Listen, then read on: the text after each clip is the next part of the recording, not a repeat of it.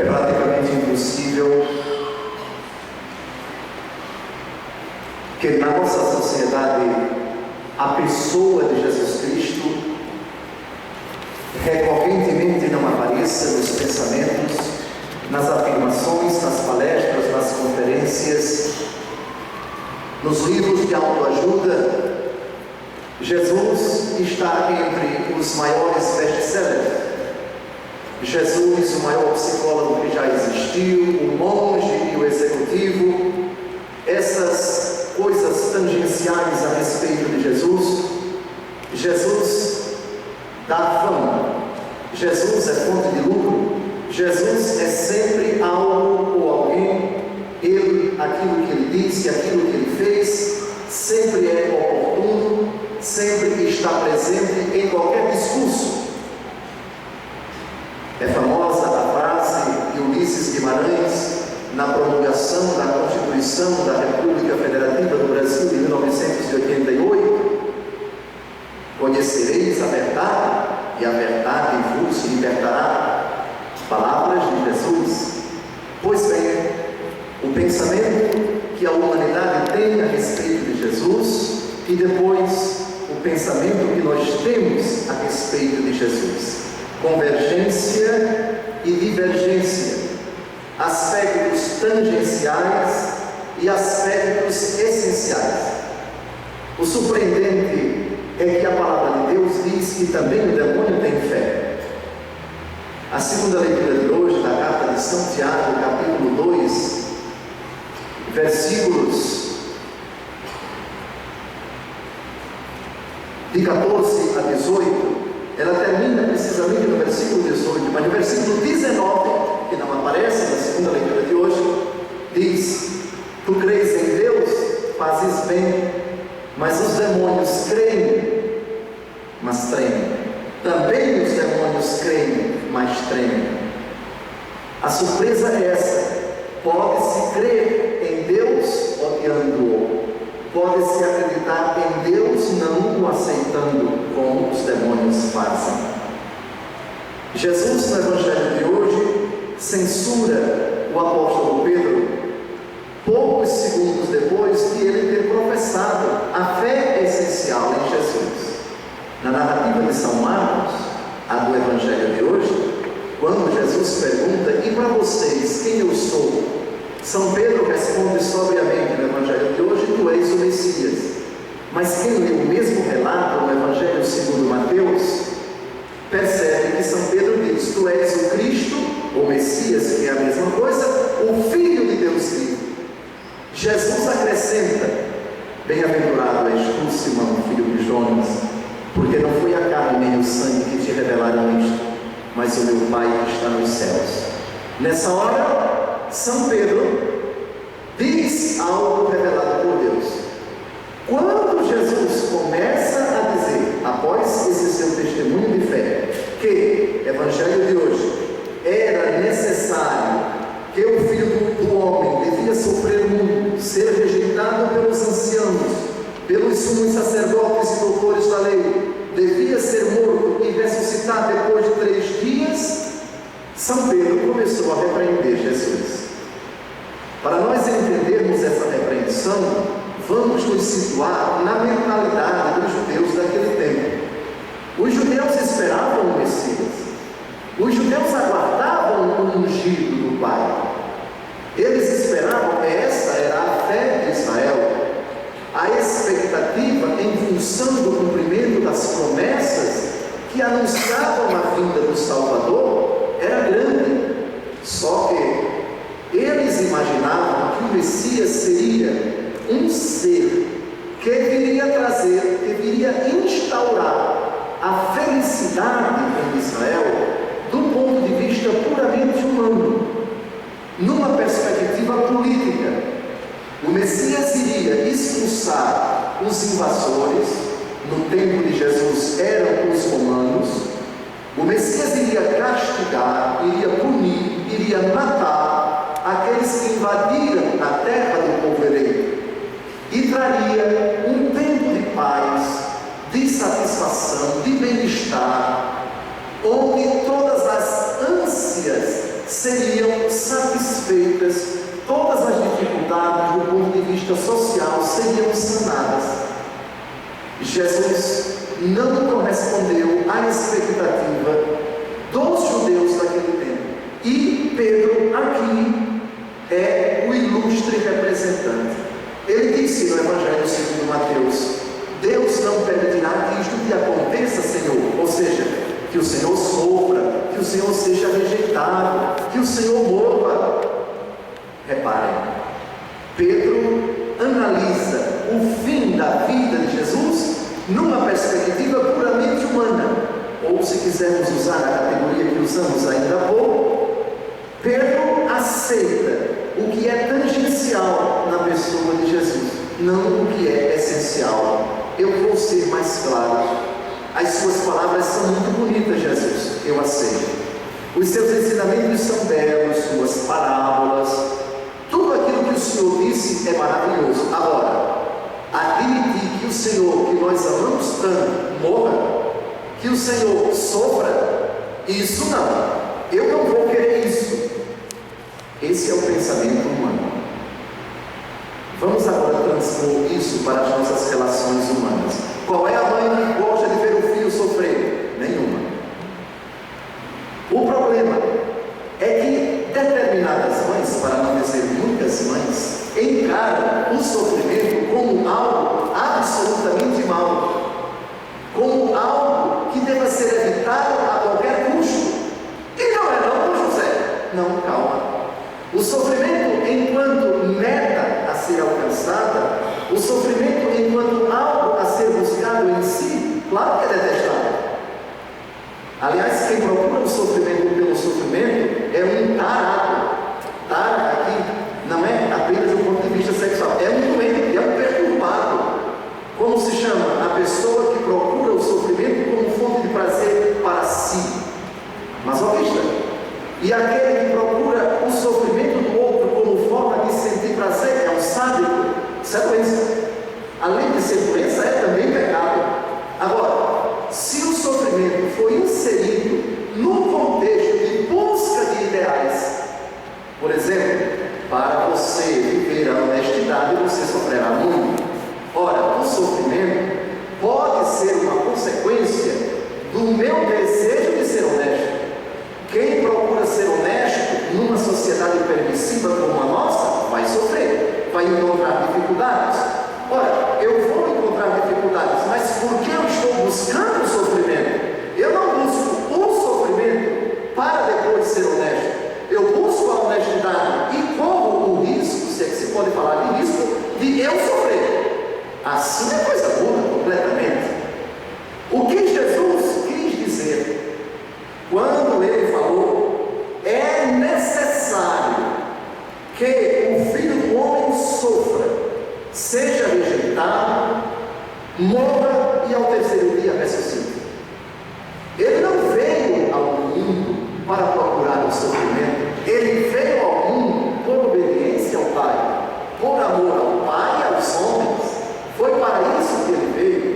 João capítulo 3, versículo 16: tanto Deus amou o mundo que enviou o seu Filho, para que todo que nele crê não pereça, mas tenha a vida eterna. Foi para isso que o Pai mandou o Filho. Ocorre que no mundo marcado pelo pecado, a obediência ao Pai irrita, desagrada, perturba, desperta a ira daqueles que não dão a mínima para o Pai, e não estão nem aí para a obediência ao Pai, fidelidade ao Pai, enfim. Jesus veio com esta finalidade. Essa era a missão do Filho, obediente até a morte e morte de cruz. O que Jesus buscou entre nós foi, na fidelidade ao Pai, mostrar-nos inteiramente a vontade do Pai para nós, que está consignada na sua pessoa e nas suas palavras. Ocorre que por fidelidade ao Pai, despertando, não porque ele quis, mas por causa do pecado que estava alojado nos seus desafetos, ao longo de sua vida pública, Jesus experimentou a despeita, a inveja, a raiva, a fúria daqueles que queriam vê-lo morto. A morte de Jesus foi tramada, por assim dizer, já desde o início de sua vida pública. Então, chega-se num dilema. para agradar os seus desafetos e não morrer, desobedece ao Pai, cúmulo da incoerência seria traição, mas ele é Deus, não podia trair o Pai, ou permanece fiel ao Pai, mesmo que isto custe a sua vida. Então veja, é necessário, diz Jesus na narrativa do Evangelho segundo Mateus, que o Filho do Homem sofra. Essa necessidade não significa dizer que o sofrimento é um elemento intrínseco à nossa natureza e que ele fatalmente deve acontecer em todos e em cada um dos instantes de nossa vida. Não. A necessidade aqui é o amor. O amor é a única coisa necessária. A razão de Jesus ter assumido a natureza humana é o amor. Veio até nós por amor e morreu por amor. O amor é o diferencial aqui. Assim, Pedro, ao analisar aquilo que Jesus acabara de dizer, pensou em tudo menos no amor. Ele pensou apenas na consequência extrema que a coerência de Jesus levaria para a sua vida. Isso não acontecerá. Deus não permita que isto lhe aconteça. Voltando ao exemplo da mãe, a mãe cristã diz: prepara o filho para a vivência dos valores cristãos. Sigo alguns: a fé, a esperança e a caridade, a prudência, a justiça, a temperança, a fortaleza e as outras virtudes humanas, como veracidade, decência, pureza, fidelidade, paciência, compreensão, respeito ao outro, honestidade acima de tudo, enfim, coração, mente, vontade, inteligência, atitudes incolutas, irrepreensíveis, acima de tudo. Ela levou o filho para isso. Muito bem. Agora, ela tem que dizer: meu filho, esses são os valores decorrentes da minha fé. Eu não podia educar você nesses valores. Fora desses valores, eduquei você nesses valores. Agora saiba, isso tem um preço. Se você quiser ser honesto, vai sofrer. Se você quiser ser decente, vai sentir dificuldades. Se você for fiel a Deus, vai encontrar tremendos obstáculos. Agora, vale a pena ser fiel a esses princípios, porque eles procedem de Deus. Ainda que você sofra, o sofrimento será uma consequência jubilosa, porque você estará agradando a Deus e terá recompensa no céu. Sim, eu não nego a você. Você sofrerá, como Jesus sofreu. Reparem como termina o Evangelho de hoje. Quem quiser salvar a sua vida vai perdê-la, e quem perder a sua vida por causa de mim e do Evangelho vai salvá-la. Outra expressão muito mal compreendida, que desperta uma indignação tremenda em certos ignorantes e desavisados. Então, José, então nos explique o que significa perder a vida, porque tudo que eu quero é aproveitar bem essa vida, claro, dentro dos parâmetros da fé, mas eu quero viver maravilhosamente, correto? Eu quero aproveitar tudo aquilo que a vida me oferece, de legítimo, de bom, de agradável, correto? Então agora o Senhor nos explica essa frase. A explicação, de tão simples que acaba se tornando uma coisa até misteriosa para muitos. Eu não sei também se é porque nós, sacerdotes, não explicamos, mas vou explicar agora da maneira mais simples possível. Repito a frase, peguem o jornalzinho, gravem nos olhos a última frase do Evangelho de hoje. Quem quiser salvar a sua vida vai perder. O que significa salvar a minha vida em contraposição com perder a minha vida? Vamos explicar primeiro a segunda parte da frase que ainda não lemos.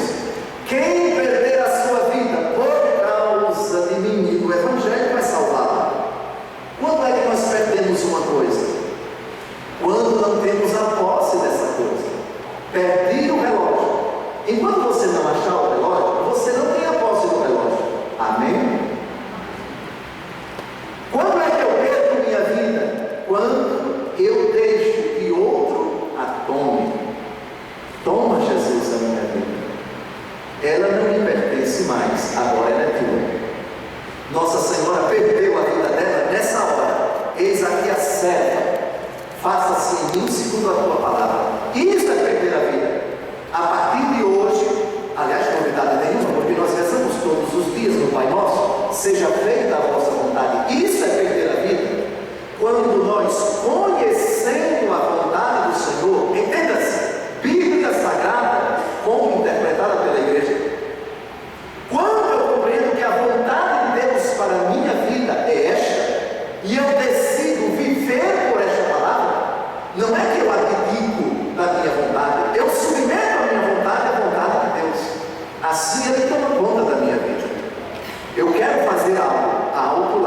eu vou consultar o Senhor para saber o que Ele quer de mim. Se Ele permite isso, se a palavra dele proíbe, isso eu não posso fazer. Ou então, se a palavra de Deus me obriga a fazer, isso eu devo fazer. É simples demais, apesar de misterioso. Perder a minha vida não significa dizer perder minha autonomia, minha identidade, meus sonhos, meus projetos. Aliás, cuidado com o meu sonho, meu projeto, meu desejo, minha vontade. Epa, no Pai Nosso não está assim não. Você é cristão. No Pai Nosso tem uma cláusula que é perturbadora para quem não aceita viver pela vontade do Senhor. Seja feita a vossa vontade. Se isso é dito do fundo do coração, é uma perda. Por que é uma perda? Não é uma perda absoluta, porque eu não deixarei de ter vontade, eu só submeterei minha vontade à vontade dele. Eu perdi, mas ao mesmo tempo ganhei. Na carta aos Filipenses, capítulo 3, versículo 8, o apóstolo Paulo diz que considera tudo como perda para ganhar Jesus Cristo. E ele diz: eu considero, tenho tudo em conta de esterco. Estercos em grego significa esterco, fezes de animal, de boi, de vaca, enfim, esterco. Em comparação com o Senhor, tudo eu considero como esterco. Eu perdi, isto é, a minha valoração ou valorização das coisas e das pessoas. Tudo isso passa a ser redimensionado, submetido, criteriorizado por Jesus. Ele agora é o critério, Ele agora é o parâmetro. Eu não tenho mais referências próprias, as minhas referências procedem do Senhor, são do Senhor. Eu remeto todas elas ao Senhor. Ele é quem julga, Ele é quem determina, Ele é quem estabelece o limite entre o bem e o mal. Isso é perder a vida. Mas você parece que não pode viver sem sua mulher. Você não vive sem sua mulher. Se vocês homens já ouviram isso, maridos fiéis, saibam, essa é uma prova da perda de vocês. Não são mais solteiros, não tem mais o direito às aventuras extraconjugais, enfim. Mas isso aconteceu por disposição livre, soberana, autônoma. Vocês decidiram abdicar das outras mulheres para viverem apenas com uma. É uma perda? Claro que é, mas é um ganho maravilhoso. E que ganho é esse? O verdadeiro homem, ele acabou se tornando. Pois de fato, o verdadeiro homem não é aquele que conquista muitas mulheres, mas aquele que tem a graça, a coragem de conquistar uma todos os dias. Esse é o homem de verdade. O outro é um cabo de pena. Esse é um fingido, um tíbio que não tem personalidade, que não é capaz de despertar numa autêntica mulher e vice-versa o propósito da fidelidade, de conquistar um coração por toda a vida. Voltemos agora ao tema de perder a vida. Perder a vida significa: a minha vida agora pertence ao Senhor, a minha vida é do Mestre, pertence ao meu Mestre. Cadê a querida cantora Dona Jerusa? A minha vida é do Mestre. Você não sabe cantar, não sabe? Ótimo, então eu proponho que a senhora cante na hora da comunhão. A minha vida é do Mestre.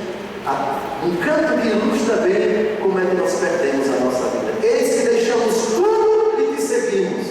Eu abdiquei das espúrias propostas do mundo. Eu abdiquei do relativismo, do permissivismo que legitima tudo, que acha tudo normal, que onde nada é pecado, onde não há nenhum limite, nenhum freio. E passei a viver da palavra do Senhor, passei a viver do Evangelho, passei a reger os meus atos pela santa palavra do Senhor. Eu não mais me pertenço, eu sou propriedade, eu sou posse do Senhor, vivo pela sua palavra, amo sua palavra, reflito, medito, dobro-me, reverencio, adoro, obedeço a sua santa palavra. Você se perdeu? Sim, mas Deus me achou. Na hora em que eu me perdi, Deus me achou, porque Ele tomou posse de mim. Agora você é meu. Isso significa perder a vida. Isso significa abdicar de uma série de coisas, algumas até legítimas, para viver no Senhor. Eu vivo, mas já não sou eu que vivo, é Cristo que vive em mim. Pois bem, então agora a frase fica fácil de ser compreendida. Quem quiser salvar a sua vida, ou seja, eu não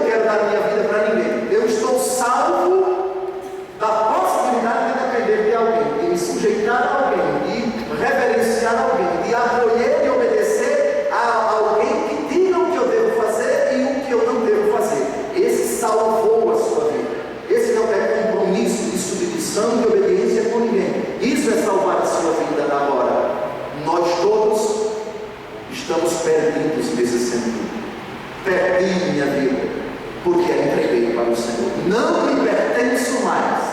Minha vontade está como a da Virgem Maria, escrava do Senhor, serva do Senhor. A palavra escrava, a palavra serva, na nossa linguagem, ela repugna ao bom senso, mas na língua de Jesus, essa expressão tem duplo significado: servo e criança.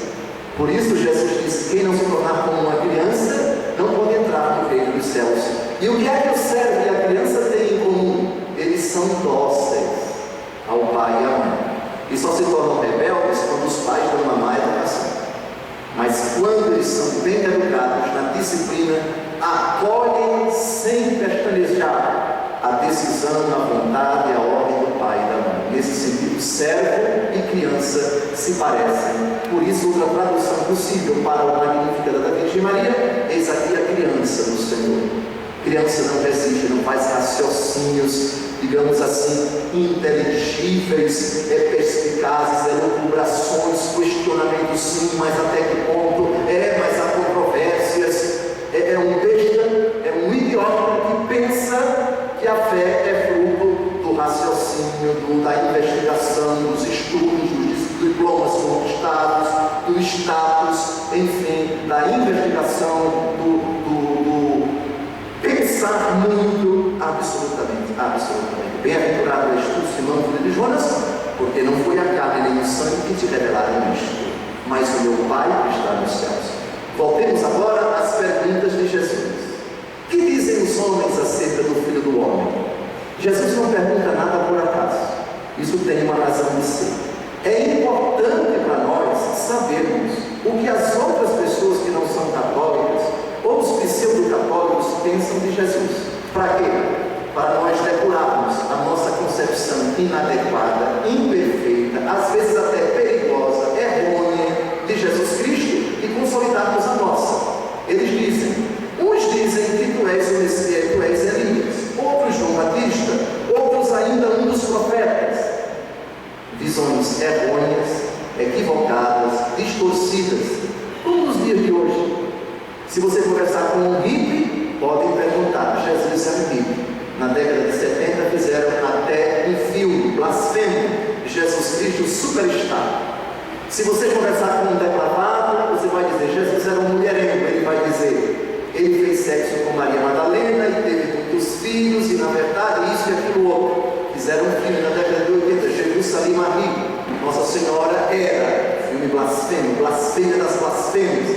Nossa Senhora era uma garçonete de uma botequim de beira de estrada, e São José era um caminhoneiro. Jesus teria nascido então da relação pecaminosa entre os dois.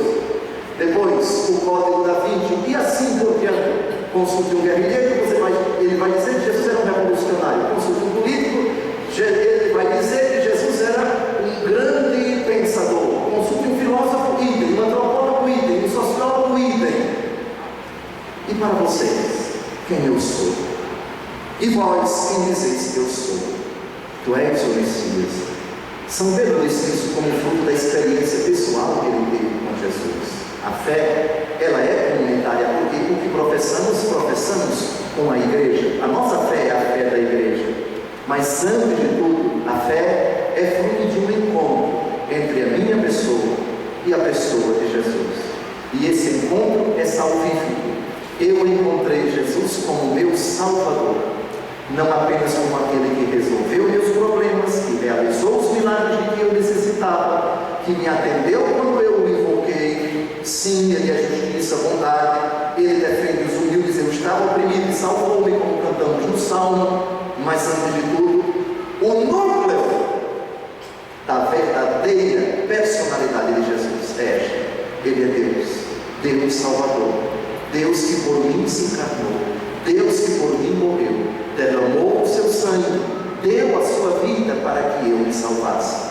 A minha vida, eu vivo pela fé no Filho de Deus, diz o apóstolo, que se entregou a si mesmo, que me amou e se entregou a si mesmo, por mim. Quem descobre em Jesus esta jubilosa realidade, não desrespeita os aspectos tangenciais de Jesus. Todos eles são importantes, mas o essencial da pessoa de Jesus, do meu relacionamento com Ele, é que Ele é o meu Senhor, o Filho de Deus, que na plenitude dos tempos revelou-se, veio até mim, falou pessoalmente, interveio na nossa história, morreu para me salvar. Esse é o Jesus em que creio. Os aspectos tangenciais, eu repito, também o demônio compartilha com eles. No capítulo 1 do Evangelho segundo Marcos, o demônio diz para Jesus: vieste aqui para atormentar-nos? Sei quem tu és, o Santo de Deus. É um testemunho de fé em Jesus, só que é uma fé puramente intelectual. O demônio sabe, sei quem tu és. A intelecção da fé, a assimilação de verdades, a memorização do Pai Nosso, do Credo, do ofício de Nossa Senhora. Há pessoas que sabem a missa toda em latim, de cor e salteado. Há pessoas que memorizam, têm uma capacidade, têm uma memória telegráfica, têm uma memória também fotográfica. Muitos conceitos verdadeiros, evidentemente. Conhecem o que dizem os papas, o que dizem os concílios, o que diz a palavra de Deus, sabem identificar capítulo, versículo. Óbvio, o demônio também sabe tudo isso. Esse é um aspecto tangencial. Não é importante, Dom José? É. O mais importante é que tudo isso convirja e brote de uma convicção ineludível: Jesus é o meu Salvador, o Rei da minha vida, o soberano da minha existência, o chefe, aquele que determina, aquele que propõe, o que me ama, o que cuida de mim, o que me liberta, o que tem preceitos de vida eterna para a minha vida. Como a segunda leitura de hoje, a fé sem as obras, ela é morta. Mostre a sua obra sem a fé, e eu mostro a minha fé pelas minhas obras, diz o apóstolo Santiago. Termino a homilia de hoje voltando-me e voltando-nos para Jesus. Na primeira leitura de hoje, o servo sofredor, um poema que já é a profecia daquilo que iria acontecer nos últimos dias da vida terrena de Jesus. Ele seria entregue, seria vítima das cusparadas, dos bofetões. Ele que conservaria o seu rosto impassível como pedra diante das humilhações, aquele que viria nos salvar. Jesus amado, o discípulo não é melhor do que o mestre. Tu que disseste: quem quiser me seguir, negue-se a si mesmo, tome a sua cruz e siga-me. Eu quero me negar, Senhor, mas apenas para que tu sejas afirmado. Eu não quero negar a minha identidade, eu só quero que ela seja reafirmada pela tua, porque minha identidade sem tua palavra, eu sou um desgraçado. Eu me nego nesta noite, eu me rejeito em tudo aquilo que eu tenho de pensamento pecaminoso, de sonhos desvairados, de projetos absurdos, de atitudes mesquinhas, de uma conduta não pautada pela tua santa palavra. Nego em mim tudo aquilo que te nega, rejeito em mim tudo aquilo que é oposto à tua santa palavra. Eu quero negar nesta noite tudo que há em mim que é frontalmente contrário aos teus santos desígnios. Negue-se a si mesmo, tome a sua cruz. Outra frase que precisa de explicação. Alguns dizem: está vendo? O cristianismo é um peso insuportável. Esse Jesus, porque morreu na cruz, quer que os discípulos dele sejam todos sofredores. Está aí o sofrimento, uma coisa detestável no cristianismo. Mentira blasfema, mentira blasfema, mentira blasfema. Tomar a cruz nada mais é do que o desejo de ser fiel a Jesus. Já que eu me perdi agora e tu me achaste, já que eu entreguei minha vida toda a ti, quero imitar-te, quero seguir-te na obediência ao Pai, como tu foste obediente ao Pai até a morte. Eu, imitando-te, Jesus, quero também encarregar essa cruz. A obediência ao Pai tem um aspecto sofrido, tem um preço, já dito nessa homilia, mas vale a pena por causa do amor do Pai por mim, por teu intermédio. Quero o Pai por Ele, quero a Ti por Ti, quero o Espírito pelo Espírito, quero Deus por Deus, acima de tudo. Nada mais me resta, nada mais necessito, ainda que isso muito me custe. Quero. O preço, o galardão, é a felicidade eterna. Tomar a cruz, portanto, não é buscar o sofrimento pelo sofrimento, nem achar, e essa é a forma pagã de se interpretar esse versículo, basta você viver para já ter muitos sofrimentos, muitas dificuldades. Não é nada disso. Até os pagãos têm dificuldades, até os bandidos têm dificuldades. Não é disso que Jesus está falando. Cruz nossa é idêntica à cruz dele, e na cruz dele há um aspecto que é essencial e outro que é consequente. Aspecto consequente da cruz, o sofrimento. Aspecto essencial, a obediência. Quero a cruz naquilo que ela tem de essencial. A tua obediência foi por obediência e não buscando o sofrimento pelo sofrimento que tu morreste na cruz. Quero nesta noite perder-me para sempre, achando-me em ti. Acha-me, Jesus, já que agora eu me perco. E me perco pelo oferecimento, pela oblação, pela entrega incondicional da minha vontade, a tua santa vontade. Louvado seja nosso Senhor Jesus Cristo.